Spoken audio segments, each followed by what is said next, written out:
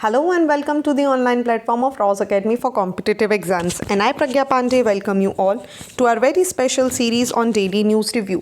आगे बढ़ने के पहले आप सभी के लिए एक बहुत ही महत्वपूर्ण सूचना है। राउज अकेडमी लेकर आ रहा है फ्री स्कॉलरशिप टेस्ट ऑन 7 जनवरी 2024 आने वाले MPPSC फाउंडेशन बैच 2024 के लिए।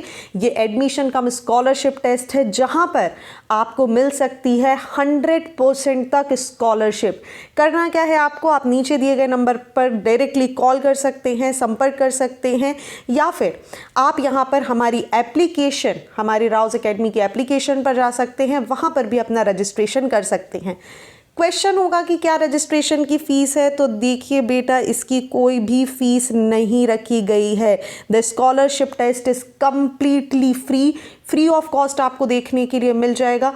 इम्पॉर्टेंस क्या है, देखिए, अगर ऐसे विद्यार्थी हैं जो अपने घरों पर मौजूद हैं, वो किसी कारणवश यहाँ पर नहीं आ पा रहे हैं, वो भी स्कॉलरशिप टेस्ट में ऑनलाइन मोड के थ्रू पार्टिसिपेट कर सकते हैं। अगेन करना क्या है, आपको नीचे दिए गए नंबर पर संपर्क करेंगे और आपको बाकी की डिटेल, जितनी भी इंपॉर्टेंट लिंक्स हैं, वो आपको डायरेक्टली व्हाट्सएप कर दी जाएंगी। Do not wait, do not delay, क्योंकि एडमिशन केवल और केवल 10 जनवरी तक आपको देखने मिलेंगे। लिमिटेड सीट्स हैं, केवल और केवल 50 सीट आपको देखने मिलेंगी। और ऐसे में अगर आपको स्कॉलरशिप मिल जाती है, so you will get all the benefits जो बाकी बच्चों को भी यहाँ पर मिलेंगे। कंप्लीट सिलेबस आपका यहाँ कंडक्ट कराया जाएगा। प्री प्लस मेंस को फोकस रख के काम कराया जाएगा। डेली आंसर राइटिंग प्रैक्टिस करेंगे, FLTs लगाएंगे, PYQs को यहाँ पर चेक करेंगे। साथ ही हमारे सीनियर ब्यूरोक्रेट्स लाइक हमारे IAS and IPS ma'am, Aruna ma'am and Mohan sir के द्वारा आपको समय समय पर गाइडेंस दिया जाएगा। So do not miss this opportunity and grab it. चलिए बात करते हैं आज के महत्वपूर्ण आर्टिकल्स के बारे में। सबसे पहले हमें चर्चा करना है, एक बहुत बड़ा शिफ्ट हमें मेडिकल लाइन में देखने मिल रहा है। जब हम बात करते हैं हेल्थ केयर सिस्टम की, एक ट्रांसफॉर्मेशन हमें देखने के लिए मिल रहा है, जिससे हमारा भविष्य लगातार बदलता जाएगा। पिछले ही महीने आप देखिए, vertex pharmaceutical incorporated and CRISPR therapeutic made a very significant announcement. याद करिए, हमने डिस्कस किया था, यहाँ पर एक ऑथराइजेशन मिला है कैसजेनवी, ठीक है, और साथ ही CRISPR Cas9 gene editing therapy को, जिसको यहाँ पर यूज़ किया जाएगा सिकल सेल डिसीज़ को ट्रीट करने के लिए। ऐसे ही इंडिया में एक बहुत बड़ा रिवॉल्यूशन हमें देखने मिला था जब इंडिया को अप्रूवल मिल गया था उसकी पहली काइमेरिक एंटीजन रिसेप्टर, जिसे हम CAR-T सेल थेरेपीज़ के नाम से जानते हैं। Drugs controller general of India ने इसको गुड टू गो बोल दिया था और इस थेरेपी का इस्तेमाल होगा ल्यूकीमिया ट्रीटमेंट में, जो कि अपने आप में एक बहुत बड़ा माइलस्टोन साबित होता है। इंडिया की बात करें, एक डाइवर्स पॉपुलेशन आपको देखने के लिए मिल जाएगी, जो कि कहीं ना कहीं देखिए जेनेटिक डिसऑर्डर से डील कर रहा है। Gene therapy is not just about कि हमें सिम्टम्स जो हैं उनको मैनेज करना है, बल्कि हमें जेनेटिक्स कोड को रीराइट करना है, विच इज़ वेरी इंपॉर्टेंट। और ऐसे में जब हम बात करते हैं थैलेसीमिया और सिकल सेल एनीमिया की, जो कि एक बहुत बड़ा, लगभग 40 मिलियन से भी ज़्यादा लोग आपको इससे सर्वाइव करते हुए दिख जाते हैं।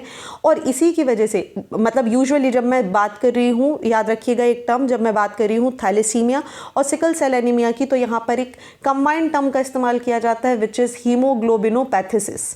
ठीक है, ये कंबाइंड टर्म यहाँ पर इस्तेमाल की जाती है। और जो ट्रेडिशनल ट्रीटमेंट है, इनके अंदर एक लाइफ लॉन्ग बहुत लंबा टाइम जाता है, ब्लड ट्रांसफ्यूजन किए जाते हैं, एक्सेट्रा एक्सेट्रा। होगा क्या, जब हम जेनेटिक थेरेपीज़ की बात कर रहे हैं, तो क्योंकि ये एक जीन से, मतलब एक पीढ़ी से दूसरी पीढ़ी में ट्रांसफ़र होती हैं, दैट मीन्स आपको बार बार कैरी फॉरवर्ड देखने के लिए मिल जाता है। जीन एडिटिंग की मदद से ये जो पूरी का पूरी सिचुएशन है, इसको यहाँ पर सुधारा जा सकता है, एक क्योर यहाँ पर दिया जा सकता है। लेकिन हमारा जो टारगेट होना चाहिए वो होगा रिसर्च और इंफ्रास्ट्रक्चर को लेके, ताकि हम इन थेरेपीज़ को इतना एक्सेसिबल बना सकें कि जो मिलियंस ऑफ मिलियन लोग आज की डेट में, भारत में ही अकेले 40 मिलियन आपको ऐसे लोग मिल जाएंगे जो इनसे सफ़र कर रहे हैं, उनको यहाँ पर ट्रांसफॉर्मेटिव थेरेपीज़ दी जा सके। वहीं अगर हम कैंसर की केसेस के बारे में बात करें, तो हर साल हमें 1.16 मिलियन नए केसेस देखने के लिए मिल जाते हैं। ट्रेडिशनल अप्रोचेस की बात करें तो बहुत ज़्यादा कॉस्टली होती हैं, हर कोई अफोर्ड नहीं कर पाता पाता, इनसफिशिएंट हमें चेंजेस देखने मिल जाते हैं। और कहीं ना कहीं आप देखेंगे तो एक बहुत ज़रूरत है कि हम जीन और सेल थेरेपी को भी यहाँ पर इस्तेमाल करें। जैसे हमको एक देखने मिली chimeric antigen receptor T cell therapy, जो कि यहाँ पर कैंसर ट्रीटमेंट के लिए भी शायद बहुत ही ज़्यादा फ़ायदेमंद साबित हो सकती है। हमें कहीं ना कहीं कस्टमाइज ट्रीटमेंट बनाना ज़रूरी है इस समय। कारण क्यों? देखिए, प्रत्येक इंडिविजुअल का अपना एक यूनिक जेनेटिक कोड है, उसकी अपनी एक यूनिक जेनेटिक आइडेंटिटी है। ऐसे में क्या पोटेंशियल रिस्क हो सकते हैं, क्या इफ़ेक्टिवनेस हो सकते हैं, क्या किसी दवाई के साइड इफ़ेक्ट हो सकते हैं, ये पर्सन टू पर्सन वेरी कर सकता है। ओके, सो ऐसे में हमको एक कहीं ना कहीं कस्टमाइज ट्रीटमेंट की तरफ भी ध्यान देना होगा। बात करें कि क्या जीन थेरेपी इम्यूनोडेफिशिएंसी या वायरल डिसीजेस के लिए हैं, तो देखिए जीन थेरेपी एक प्रॉमिस होल्ड करती है ऐसी सारी कंडीशन को जिसके अंदर आपको कंबाइंड इम्यूनोडेफिशिएंसी देखने मिल जाता है, जिन्हें हम यूजुअली SCID का नाम दे देते हैं।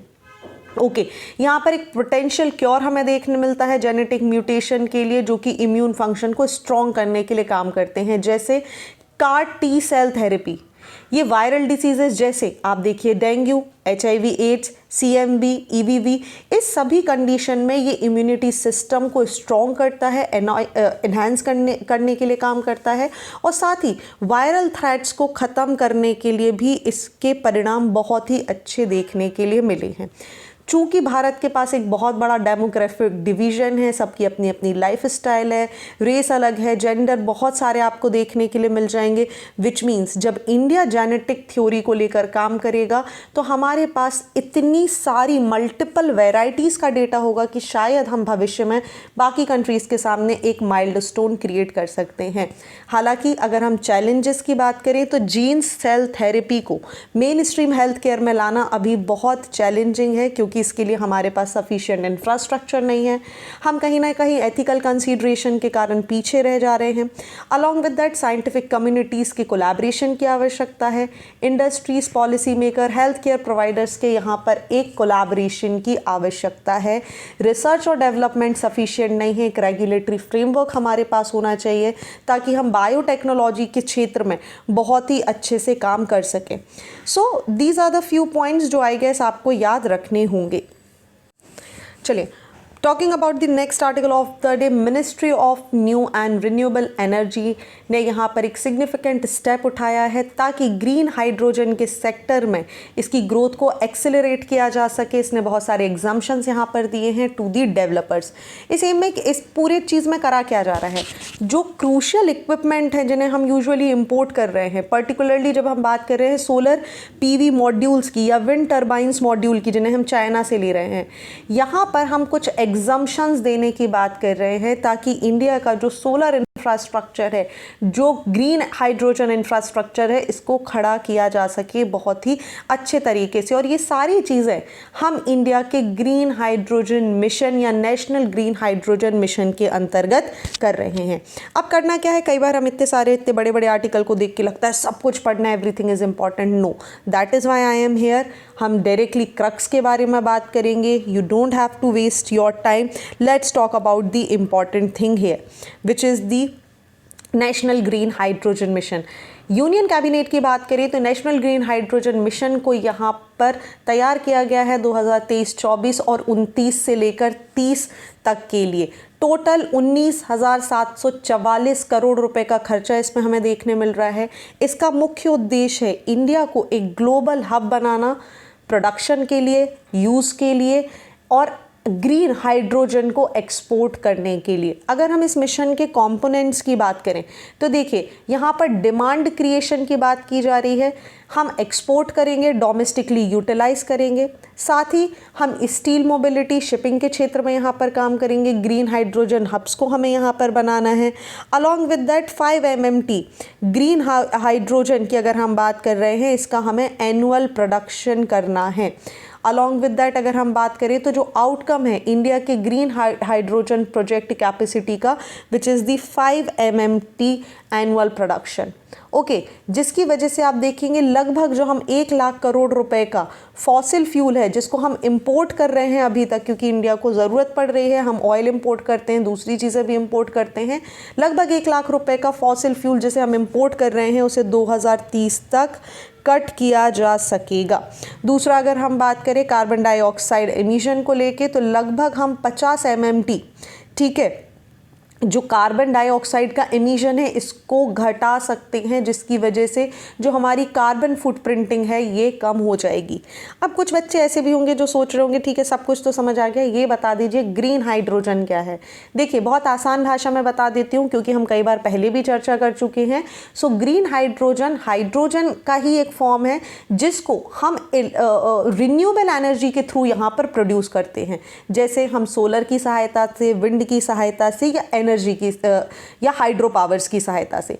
जहां पर ट्रेडिशनल मेथड्स का इस्तेमाल किया जाता है हाइड्रोजन प्रोडक्शन को, जिसके अंदर फॉसिल फ्यूल्स को जलाया जाता है, ग्रीन हाउस गैसेस निकलती हैं, वहीं ग्रीन हाइड्रोजन में हम एनवायरमेंटल फ्रेंडली टेक्निक्स का यहाँ पर इस्तेमाल करते हैं, जैसे आप क्लीन और रिन्यूएबल एनर्जी का इस्तेमाल करते हैं इस एनर्जी को प्रोड्यूस करने के लिए। That is why it is known as the green hydrogen.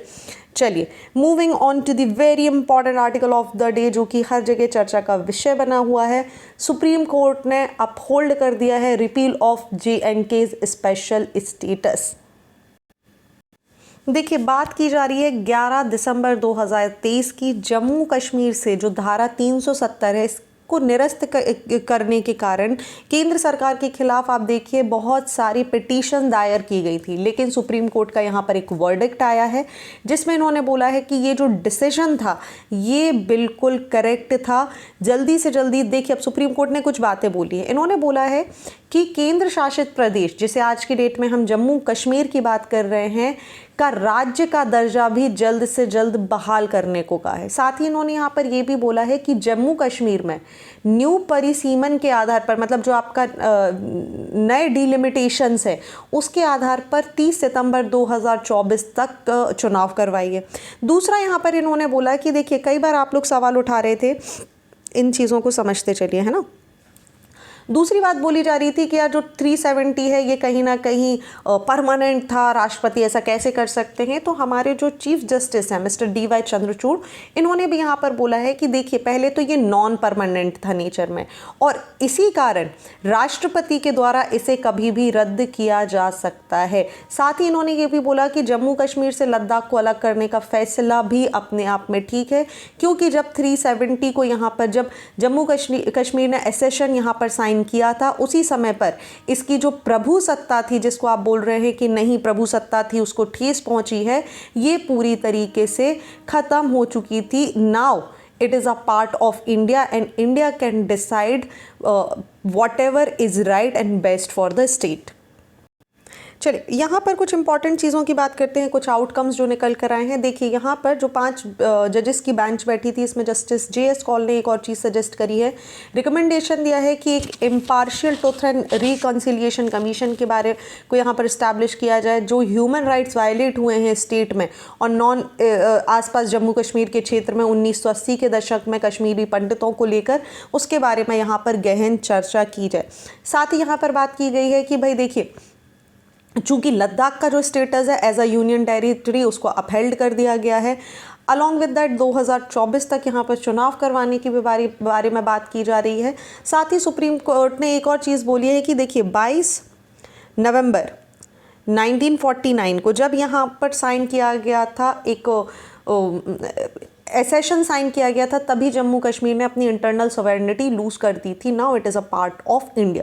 ऐसे में president of parliament are not impeded to take over governor state legislature after proclamation under article 356।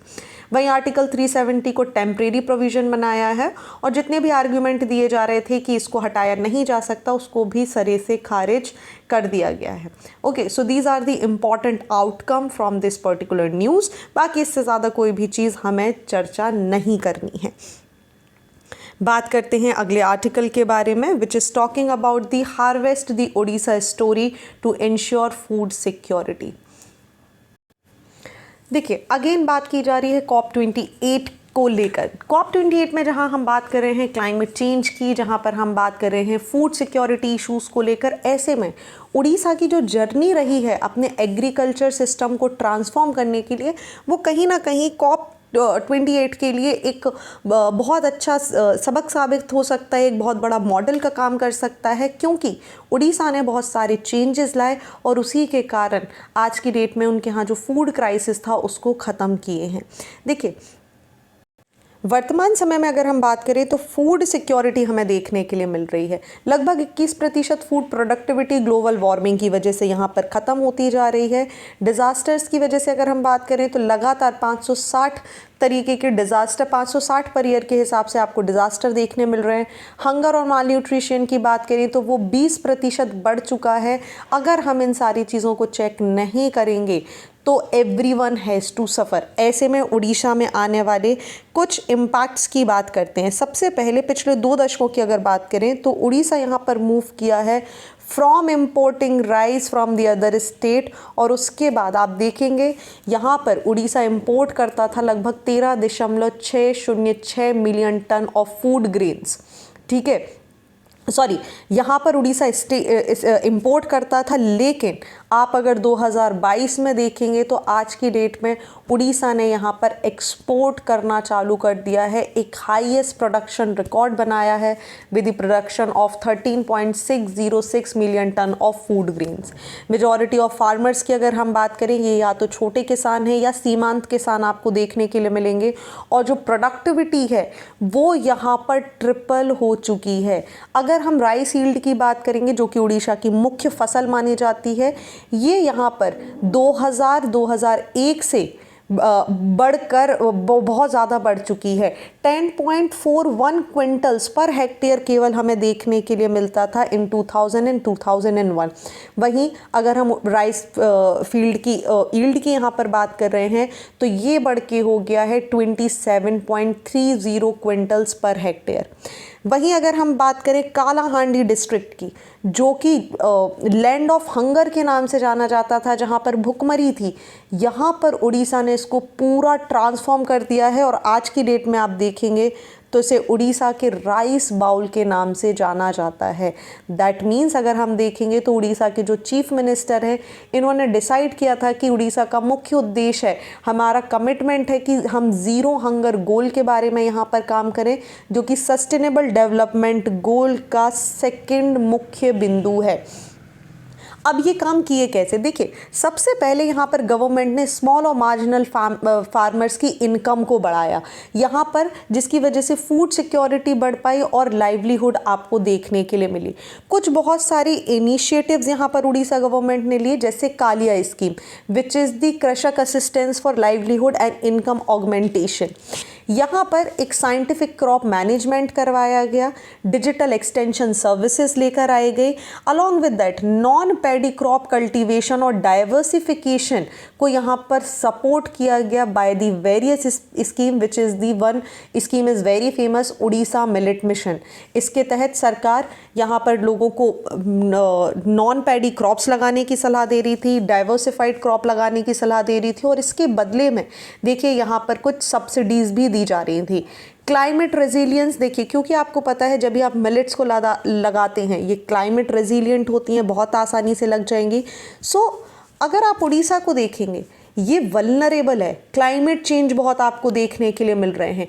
कहीं ना कहीं क्लाइमेट चेंज की वजह से बहुत सारी चीज़ें, चाहे आप एग्रीकल्चर की बात कर लें, कोस्टल प्रोटेक्शन की बात कर लें, एनर्जी, फिशरी, सारी इंडस्ट्रीज़ आपको यहाँ पर देखने के लिए मिलेंगी। ऐसे में उड़ीसा जो कि हंगर के लिए यहाँ पर सफ़र कर रहा था, आज की डेट में वो बहुत बड़ा शिफ्ट लेकर आ चुका है। आगे अगर हम बात करें, जहां उड़ीसा एक समय पर वल्नरेबल कैटेगरी में हुआ करता था कि उसके पास खाने के लिए अनाज नहीं होता था, इसको इंपोर्ट करना पड़ता था, वहीं क्लाइमेट रेजिलिएंट कल्टीवेशन प्रैक्टिसेस की मदद से, साइंटिफिक प्रैक्टिसेस की मदद से, नेचुरल फार्मिंग्स की मदद से, नॉन पैडी क्रॉप्स को यहाँ पर लगाकर और वाटर मैनेजमेंट की वजह से आज की डेट में उड़ीसा में पैडी प्रोडक्शन सरप्लस में होता है। वहीं अगर हम फूड कॉरपोरेशन ऑफ इंडिया की बात करें तो 9% आपको राइस यहाँ पर देखने के लिए मिल जाएगा, which is again produce by the Orissa. So यहाँ पर एक बहुत इंपॉर्टेंट चीज़ हमें सीखने मिल रही है उड़ीसा में, which is the collaboration, food production, food and public distribution system. Orissa की जो जर्नी थी from the food scarcity to surplus, इसमें बहुत सारी चीज़ों ने इम्पॉर्टेंट रोल प्ले किया है, जिसमें सबसे इम्पॉर्टेंट काम आता है विच इज़ दी कोलैबोरेशन। अगर सारे लोग कोलैबोरेटिव होकर काम नहीं करेंगे तो आप देखिए बहुत अच्छे से कोई भी रिजल्ट देखने के लिए नहीं मिलेगा। यहीं पर ये जो स्कीम है विच इज़ दी कृषक assistance for livelihood and income augmentation, ये बहुत ही ज़्यादा फेमस हुई थी। यहाँ पर क्या किया जा रहा था, एक कंपेरिहेंसिव फाइनेंशियल असिस्टेंस प्रोवाइड किया जा रहा था उड़ीसा गवर्नमेंट के द्वारा, ताकि स्टेट में जो फार्मर्स हैं, जो कल्टीवेटर्स हैं, इन्हें सपोर्ट दिया जा सके। यहाँ पर देखिए फाइनेंशियल असिस्टेंस लगभग 12,500 रुपये का ईच, जितने भी लैंडलेस एग्रीकल्चर हाउस होल्डर थे, एग्रीकल्चर अलाइड एक्टिविटीज़, चाहे हम स्मॉल गोट रियरिंग यूनिट की बात करें, मिनी लेयर यूनिट की बात करें, डकरी यूनिट, फिशरी किड्स, फिशरमैन्स की बात करें, मशरूम कल्टीवेटर्स की बात करें, बी कीपर्स की बात करें, इनको यहाँ पर फाइनेंशियल असिस्टेंस दिया जा रहा था 12,500 रुपये। दूसरा जो मुख्य बेनिफिट था वो SC और ST पॉपुलेशन को दिया जा रहा था। अलॉन्ग विद दैट जो वल्नरेबल कल्टीवेटर्स थे, जो लैंडलेस एग्रीकल्चर लेबर्स थे, इनको भी फाइनेंशियल असिस्टेंस दिया गया विच इज़ दी 10,000 रुपी पर फैमिली पर ईयर, ताकि ये यहाँ पर सस्टेन्स कर सके, स्पेशली जो ओल्ड एज हैं, जो डिसेबल हैं, जो किसी ना किसी वल्नरेबल ग्रुप का पार्ट बनते हैं। साथ ही यहाँ पर लाइफ इंश्योरेंस कवर दिया गया 2 लाख रुपए का। सेविंग बैंक्स अकाउंट्स यहाँ पर खुलवाएगा 18 से 50 साल तक के लोगों के, और केवल 330 रुपये प्रीमियम यहाँ पर लिया गया। साथ ही गवर्नमेंट ने यहाँ पर फार्मर्स के जितने भी शेयर्स थे उसके एनुअल प्रीमियम को गवर्नमेंट ने बोला कि ये 330 रुपये भी हम पे करेंगे। पर्सनल एक्सीडेंट कवर यहाँ पर लेकर आया गया। बेनिफिशियरीज़ की अगर हम बात करें तो 50,000 से लेकर आप देखेंगे 50,000 रुपये तक का लोन 0% इंटरेस्ट के साथ यहाँ पर दिया जाने लगा, जिसकी वजह से जो पूरी की पूरी कंडीशन है इस कालिया स्कीम की वजह से उड़ीसा की वो हेड टू टो चेंज हो गई। It is very important scheme, आप इसका इस्तेमाल कर सकते हैं अपनी आंसर राइटिंग्स के दौरान, और इसको आप और डिटेल में पढ़ने के लिए हमारे इस PDF को यहाँ पर डाउनलोड कर सकते हैं। आप डाउनलोड करने के लिए राउज़ एकेडमी के ऑफिशियल टेलीग्राम पेज को पर भी जा सकते हैं, या साथ ही आप हमारी website which is the rawsacademy.in पर जाकर भी इस पूरे डिस्कशन को आसानी से पढ़ सकते हैं। चलिए बात करते हैं अगले आर्टिकल के बारे में। चलिए बात करते हैं what are FSB's concern about crypto assist intermediaries. देखिए फाइनेंशियल स्टेबिलिटी बोर्ड ने रिसेंटली एक रिपोर्ट यहाँ पर जारी करी है क्रिप्टो असिस्ट इंटरमीडिएटरीज के नाम से, जिसमें यहाँ पर मुख्य फोकस दिया गया है कि हमें क्रॉस बॉर्डर जो ट्रांजैक्शन है इसको यहाँ पर आसान बनाना है, क्रॉस बॉर्डर कोऑपरेशन और इन्फॉर्मेशन शेयरिंग को यहाँ पर इन्हेंस करने की ज़रूरत है। इस रिपोर्ट की बात करें तो इसके अंदर हमको जो रिपोर्ट्स ने यहाँ पर ये भी बताया है कि जो FTX है इसका कोलैप्स हमें देखने के लिए मिला है, और कहीं ना कहीं एक पोटेंशियल रिस्क यहाँ पर क्रिएट हो जाता है जब हम बात करते हैं MCI ऑपरेशन की। बात करते हैं हम मल्टी फंक्शनल क्रिप्टो असिस्ट इंटरमीडिएरीज की कि आखिर ये MCIs होते क्या हैं। देखिए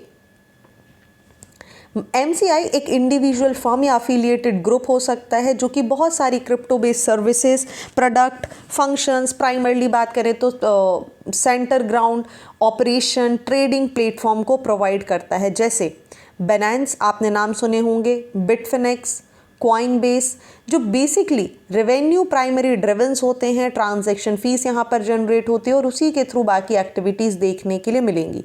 बात करें तो अच्छा इनका रेवेन्यू सोर्स हमें कहाँ से देखने के लिए मिल जाता है, तो जो प्राइमरी रेवेन्यू सोर्स होता है वो होता है ट्रांजैक्शन फीस। जब आप ट्रेडिंग करते हैं, ट्रेडिंग रिलेटेड एक्टिविटीज़ करते हैं, सो आपको बहुत सारी सर्विसेज के लिए यहाँ पर फीस पे करनी होती है, लाइक आप अपने डेबिट कार्ड के थ्रू या आप लैंडिंग के थ्रू यहाँ पर जो भी पेमेंट करते हैं वही इनका रिसोर्स होता है। MCI की बात करें तो ये कहीं ना कहीं वन स्टॉप शॉप होती है जब बात की जाती है क्रिप्टो बेस्ड सर्विसेज की, और यहीं पर जो अलग अलग हेल्प है, जो अलग अलग इन्फॉर्मेशन है वो लोगों को दी जाती है। वीज़ा और मास्टर कार्ड्स की बात करें, the withdrawal from partnership with Binance, इसकी वजह से एक रेगुलेटरी कंसर्न यहाँ पर हाईलाइट हमें देखने के लिए मिला था। नेक्स्ट अगर हम बात करें ट्रांसपेरेंसी और गवर्नेंस चैलेंजेस के बारे में, तो कहीं ना कहीं एमसीआईज में हमें एक ट्रांसपेरेंसी की कमी देखने के लिए मिलती है। कारण क्योंकि एक तो ये पूरा ही प्राइवेट एंटिटीज़ होती हैं, इनका कॉर्पोरेट स्ट्रक्चर अलग होता है, पब्लिक को बहुत ही कम इन्फॉर्मेशन यहाँ पर अवेलेबल होती है, जिसकी वजह से इनको अंडरस्टैंड करना, इकोनॉमिक मॉडल समझना, वल्नरेबिलिटी समझना अपने आप में चैलेंजिंग हो जाता है। यहीं पर अगर हम रिपोर्ट की बात करें तो इन्होंने सजेस्ट किया है कि एक intentional opacity may be aimed at evading regulatory oversight and conceal risk and governance issue। FTS collapse की अगर हम बात करें, जो कि दिसंबर में हुआ था, इसकी वजह से गवर्नमेंट का फेलियर हमें समझ में आता है। कहीं ना कहीं फ्रॉड्स यहाँ पर हमें देखने मिले थे और इन्हीं फ्रॉड्स की वजह से आप देखेंगे एक रेगुलेटरी बॉडीज़ की भी यहाँ पर आवश्यकता होती है।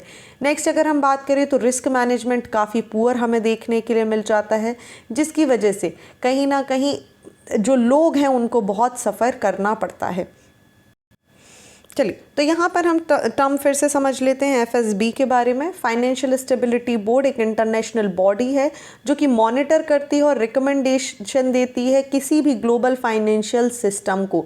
इसको इस्टेब्लिश किया गया था 2009 में, ताकि ग्लोबल फाइनेंशियल जो क्राइसिस हमें देखने मिले थे 2007 और 8 में, इनसे यहाँ पर निपटा जा सके।